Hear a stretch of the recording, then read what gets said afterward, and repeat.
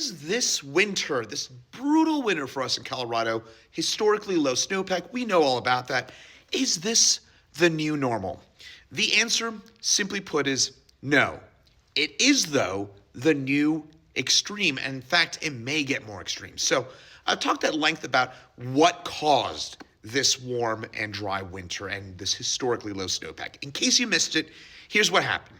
Essentially, what we had was a big area of high pressure anchored across the United States, likely influenced in no small part due to a La Nina weather pattern, which means cooler than average sea surface temperatures, Central Pacific, domino effect of weather, voila. We had this persistent ridge of high pressure, and that weather pattern was so consistent all winter long. We had a very, very warm December, January, and February, and of course March, with a historically warm March and February in particular. What that led to is this very consistent weather pattern. Now, what is the influence of a warming climate? A warming climate makes this A, more likely, and B, more extreme.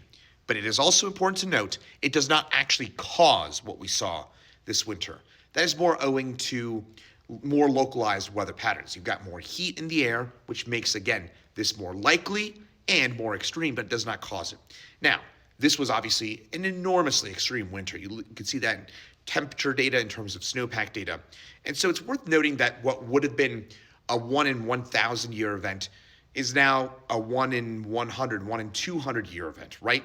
But this is not an every year or even every decade event. And so I'm not trying to mitigate what we saw and the dangers of a warming climate. It is certainly there, and it is certainly, climate change is real, and it is a real threat to our way of life. There is no question about it. We need to be acting to stop it and its impacts.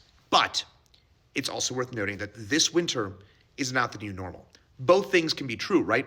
This is not the new normal, but it is an influence of a warming climate, and we need to stop that as well. So hopefully that makes sense a little bit in terms of what we saw this winter and whether or not this is the new normal. It is the new extreme, but it is not the new normal. Hopefully that makes sense.